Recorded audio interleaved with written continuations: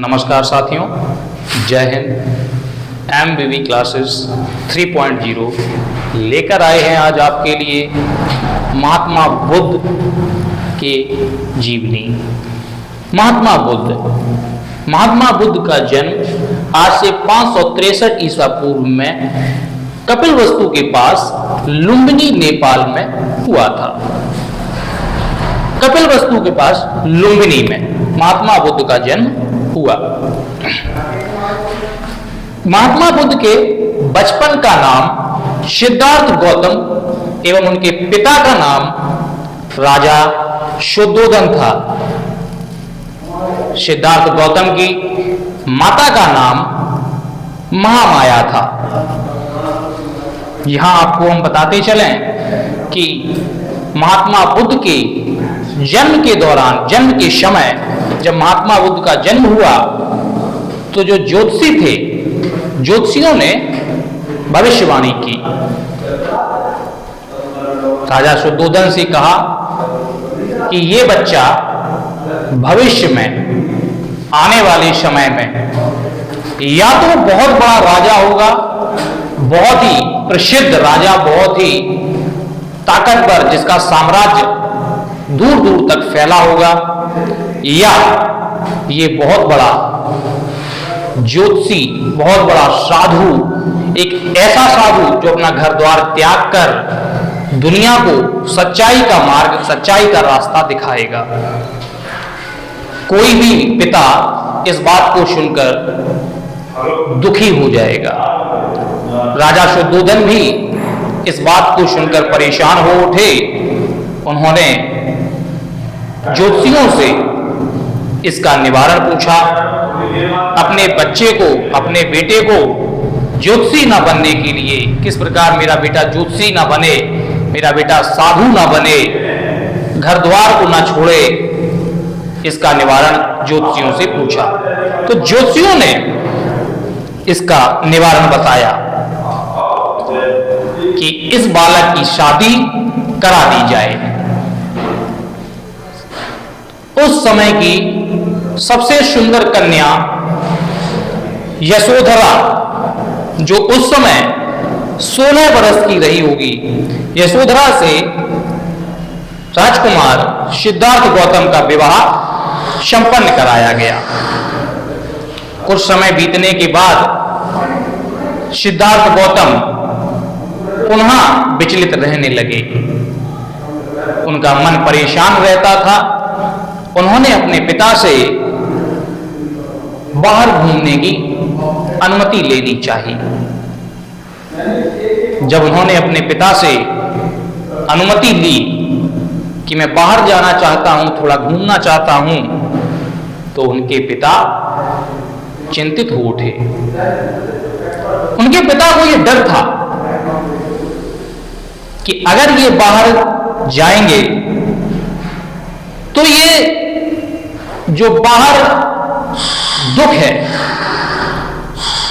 दर्द है, गरीबी है, इस दुनिया की जो सच्चाई है, उस हकीकत से ये वाकिफ हो जाएंगे, जो कि अब तक वो वाकिफ नहीं थे उस सच्चाई से। इस दुनिया की सच्चाई जो है, उस सच्चाई से अब तक राजकुमार सिद्धार्थ गौतम वाकिफ नहीं थे। और अभी तक उनको सभी सुख सुविधाएं, सारी लग्जरीज महल के अंदर प्रोवाइड कराई जा रही थी। जब राजकुमार सिद्धार्थ गौतम ने अपने पिता पर बाहर जाने का दबाव बनाया तो राजकुमार को बाहर भेजने के लिए महाराज तैयार हो गए। लेकिन बाहर भेजने से पहले उन्होंने अपने महल में अपने मंत्रियों, अपने ज्योतिषियों की एक सभा बुलाई और सभी से सुझाव मांगा कि राजकुमार बाहर जाना चाहते हैं, उनको किसी भी प्रकार की परेशानी ना महसूस हो, ना ही देखने को मिले। पूरी प्रजा में किसी को कोई परेशानी महसूस ना हो, किसी को कोई ऐसा कोई भी व्यक्ति, कोई भी घटना उनके समक्ष ना घटे। इस सब की जिम्मेदारी उन्होंने अपने मंत्रीगणों एवं अपने सभी कर्मचारियों को सौंप दी। जैसा कि आप लोग भी देखते हैं आज के समय में भी, जब कोई मुख्यमंत्री या कोई प्रधानमंत्री या कोई बड़ा नेता जब शहर में आता है, गांव में आता है, तो किस प्रकार से सभी सड़कें साफ की जाती हैं, सभी नालियां वगैरह साफ कर दी जाती हैं, चूना कलई डाल दी जाती है। मंत्री को ऐसा महसूस कराया जाता है कि उसके राज्य में कोई भी किसी भी प्रकार की परेशानी नहीं है, लगता है कि उनके राज्य में विकास हो रहा है। सड़क पे जाम नहीं लगने दिया जाता है, पूरी सड़क बंद करा दी जाती है कि मंत्री जी का काफला आराम से, उनका जो काफला है वो चल सके, जा सके। तो ठीक उसी प्रकार से राजकुमार सिद्धार्थ गौतम की व्यवस्था की गई कि राजकुमार सिद्धार्थ गौतम को किसी भी प्रकार की दुख दर्द घटना उनके समक्ष प्रस्तुत ना हो पाए। अब आपको हम ले चलते हैं राजकुमार सिद्धार्थ गौतम की उस यात्रा की तरफ। राजकुमार सिद्धार्थ गौतम अपने रथ पर बैठकर महल से बाहर निकल पड़े। पूरा नगर साफ स्वच्छ चमक रहा था। अपने जिस रथ पर वो सवार थे, जिस घोड़े पर वो चला करते थे, उनके घोड़े का नाम मैं आपको बताता चलूं, उनके घोड़े का नाम कंतक था तथा उनके सारथी का नाम चन्ना था। पुनः मैं आपको बता दूं, उनके घोड़े का नाम कंतक एवं उनके सारथी का नाम चन्ना था। थोड़ी देर चलने के बाद, थोड़ी दूरी उन्होंने जैसे ही तय की, उनके समक्ष एक बूढ़ा व्यक्ति प्रस्तुत हुआ। राजकुमार सिद्धार्थ गौतम ने चन्ना से पूछा, ये कौन है? ये किस प्रकार का व्यक्ति है? ये झुककर क्यों चल रहा है? राजकुमार को चन्ना ने उत्तर दिया, युवराज, ये व्यक्ति बूढ़ा हो चुका है। तो राजकुमार सिद्धार्थ गौतम ने चन्ना से पुनः पूछा कि ये व्यक्ति बूढ़ा हो चुका है, क्या तुम भी किसी दिन बूढ़े हो जाओगे? चन्ना ने उत्तर दिया, यस युवराज, हाँ युवराज, एक दिन मैं भी बूढ़ा हो जाऊंगा और एक दिन आप भी बूढ़े हो जाएंगे। इस बात को सुनकर सिद्धार्थ गौतम को बड़ा ही धक्का पहुंचा। थोड़ी दूरी और तय की कि एक बीमार व्यक्ति उनके समक्ष आ गया। युवराज ने फिर से चन्ना से पूछा, चन्ना, ये कौन है? ये कैसा व्यक्ति है? चन्ना ने पुनः उत्तर दिया, युवराज, ये व्यक्ति बीमार है और ये व्यक्ति भगवान के पास जाने वाला है, इसकी मृत्यु होने वाली है। युवराज फिर से चिंतित हो उठे और उन्होंने पुनः पूछा कि क्या किसी दिन हमारी भी मृत्यु होगी? चन्ना ने कहा, यस युवराज, हाँ युवराज, एक दिन हमारी भी मृत्यु निश्चित है। थोड़ी दूर और चलने के बाद एक मृत व्यक्ति उनके समक्ष आया, सैया, मृत सैया। तो उन्होंने पूछा, ये कैसा व्यक्ति है, किस प्रकार का व्यक्ति है जो इस प्रकार लेटा हुआ है? चन्ना ने उत्तर दिया, युवराज, ये व्यक्ति लेटा हुआ नहीं है, ये व्यक्ति भगवान के पास जा चुका है, इसकी मृत्यु हो चुकी है। संसार की हकीकतों से आज युवराज सिद्धार्थ गौतम वाकिफ हो रहे थे। थोड़ी दूर और चलने के बाद उन्होंने एक ऋषि को देखा, एक संत को देखा। चन्ना से उन्होंने प्रश्न किया, ये कैसा व्यक्ति है जो अजीब प्रकार के वस्त्र धारण किए हुए है? चन्ना ने उत्तर दिया, युवराज, ये व्यक्ति एक साधु है जो अपना घर द्वार छोड़कर, मोह माया छोड़कर भगवान की तपस्या में लीन है। तो उन्होंने पूछा, अच्छा, वही भगवान जिसके पास वो व्यक्ति मरकर चला गया, जिसके पास एक दिन हम चले जाएंगे? चन्ना ने कहा, जी युवराज। इन सभी घटनाओं को देखकर, चन्ना के उत्तरों को सुनकर सिद्धार्थ गौतम विचलित हो गए और अपने महल में वापस लौट आए। महल में वापस आने के बाद उन्होंने यशोधरा से कहा कि यशोधरा, मैं अब ये घर द्वार छोड़ना चाहता हूं। यशोधरा परेशान हो गई। उस समय यशोधरा गर्भवती थी। कुछ दिन बाद यशोधरा के गर्भ से एक बालक का जन्म हुआ। जो दासियां होती थी, दासियां उनके पास, सिद्धार्थ गौतम के पास उस बालक को लेकर गईं। उस बालक को देखकर सिद्धार्थ गौतम और भी ज्यादा परेशान हो उठे, क्योंकि उनको अब तक लगता था कि अगर मैं अब ये घर द्वार छोड़ दूंगा तो बुरा तो है, लेकिन इतना ज्यादा भी बुरा नहीं है। लोग कहेंगे कि उसने पत्नी को छोड़ दिया, लेकिन अब ये नवजात शिशु, 4 दिन का अभी बच्चा, इसको छोड़ के अगर हम जाएंगे तो संसार कहेगा कि ये 4 दिन के बच्चे को छोड़कर, घर द्वार छोड़कर भाग आया। तो उन्होंने बोल दिया, ये मेरे रास्ते का कांटा है।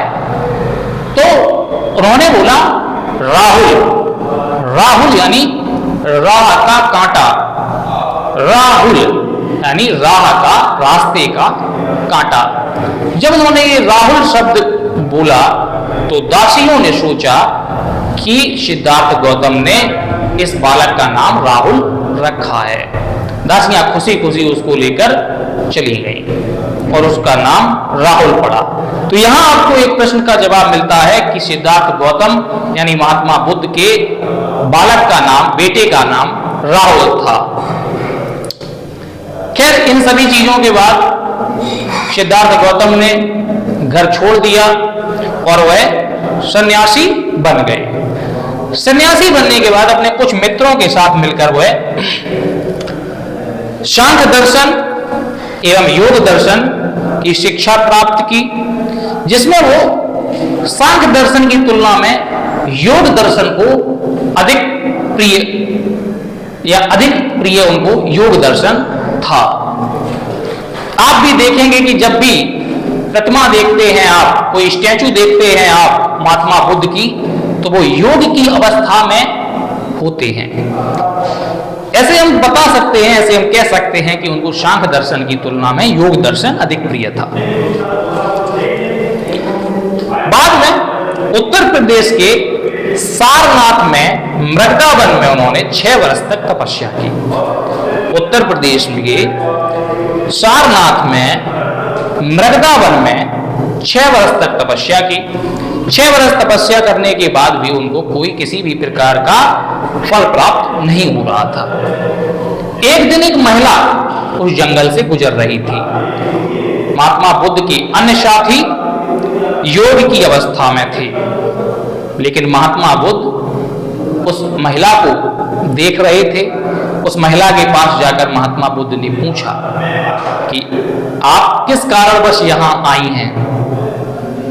तो उस महिला ने उत्तर दिया कि वीणा को आप जानते हो, वीणा आप समझते हो? तो महात्मा बुद्ध ने कहा हाँ।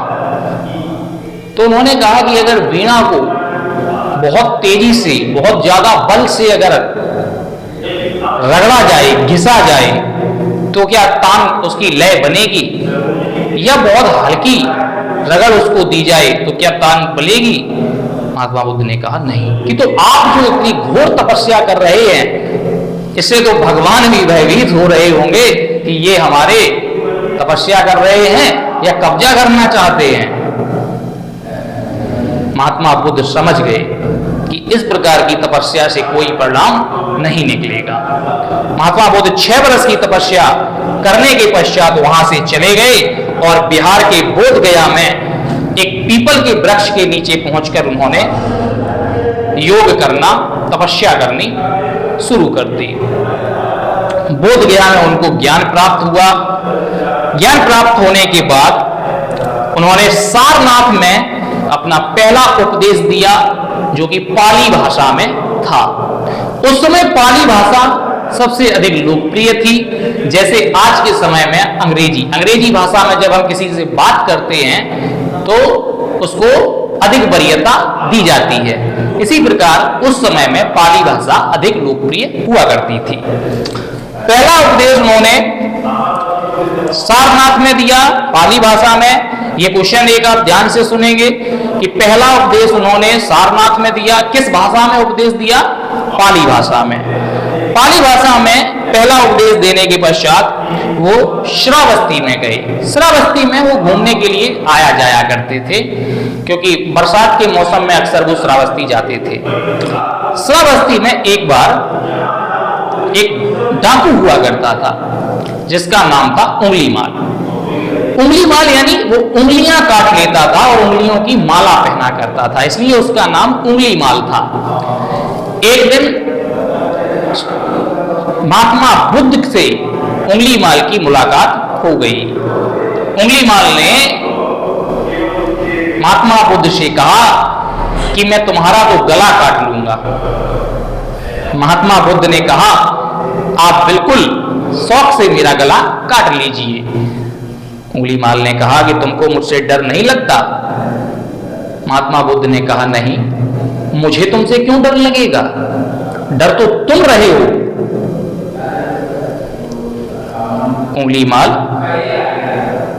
अचंभित हो गया कि ये व्यक्ति कह रहा है कि डर तो तुम रहे हो, मैं उंगलीमाल हूं, मुझसे तो पूरा क्षेत्र कांपता है, और ये व्यक्ति कह रहा है कि मैं डर रहा हूं।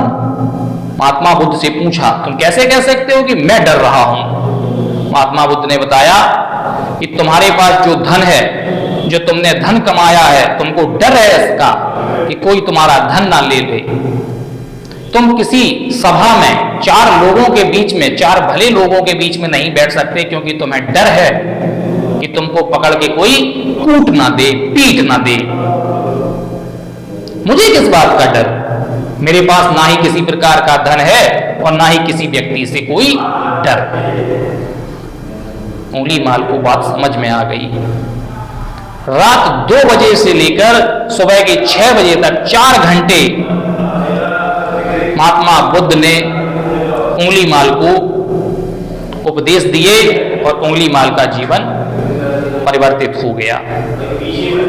इस कहानी के पश्चात आपको लिए चलते हैं एक और रोचक कहानी की तरफ, महात्मा बुद्ध की। एक बार अपने कुछ साथियों के साथ वो भिक्षा मांगने किसी गांव में घूम रहे थे। तो जब कोई साधु, कोई प्रसिद्ध व्यक्ति किसी गांव में भिक्षा मांगने या उपदेश देने, जो कि वो जाते थे अक्सर उपदेश देने, तो उनको जो लोग होते थे आसपास के, वो उनको उपहार भेंट में दिया करते थे। बहुत सारे उपहार महात्मा बुद्ध एवं उनके साथियों को मिले, लेकिन एक महिला, वृद्ध महिला थी। उस महिला ने महात्मा बुद्ध को एक आधा आम दिया। महात्मा बुद्ध ने वो आम बड़े ही चाव से खाया।